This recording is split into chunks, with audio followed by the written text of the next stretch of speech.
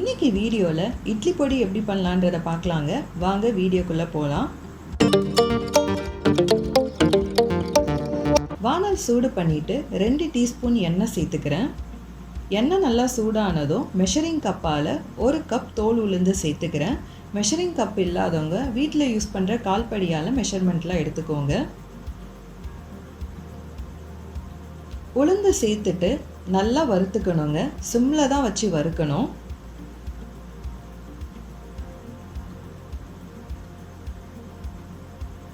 பாருங்க, இந்த மாதிரி நல்லா வறுத்துக்கணும். இப்போ நம்ம இதை ஒரு பிளேட்டில் சேர்த்துக்கலாம்.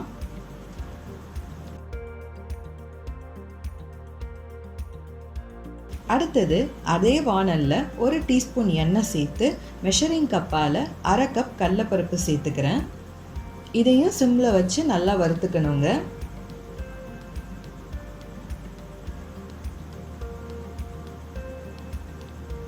பாருங்க, இந்த மாதிரி நல்லா ப்ரௌனாக வறுத்துக்கணும். இதையும் நம்ம பிளேட்டில் சேர்த்துக்கலாம்.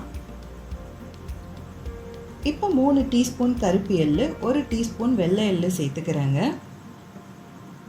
கருப்பு இல்லைன்னா வெள்ளை எள்ளு ரெண்டுத்தில் எந்த எள்ளு வேணால் சேர்த்து நம்ம பண்ணலாங்க. 1 டீஸ்பூன் வெள்ளை எள்ளு இருந்ததுனால நான் சேர்த்துக்கிறேங்க. எள்ளு சேர்த்ததுக்கப்புறம் உடனே நல்லா பொரிஞ்சு வருங்க. அப்போ நம்ம பிளேட்டில் சேர்த்துக்கலாம்.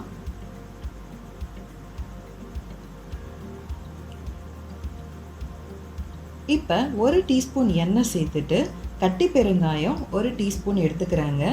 கட்டி பெருங்காயம் இல்லாதவங்க 1 டீஸ்பூன் பெருங்காய பவுடர் சேர்த்துக்கலாங்க. பாருங்க, இந்த மாதிரி நல்லா பொரிஞ்சு வரணும். இப்போ இதை நம்ம பிளேட்டில் சேர்த்துக்கலாம். அதே வானலில் 20லேருந்து 25 காஞ்ச மிளகாய் சேர்த்துக்கலாம். இதை நல்லா வறுத்துக்கலாம். சிம்மில் தாங்க வைக்கணும். மிளகாய் நல்லா உப்பி வரணுங்க.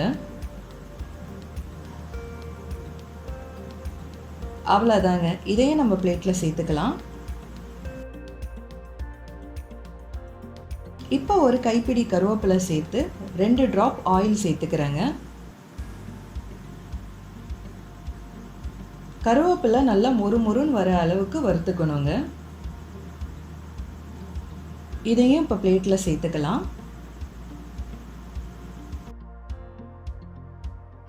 இப்போ 1 டீஸ்பூன் ஆயில் சேர்த்துக்கிறேன். நசுக்கின பூண்டு 10 பல் சேர்த்துக்கிறேங்க.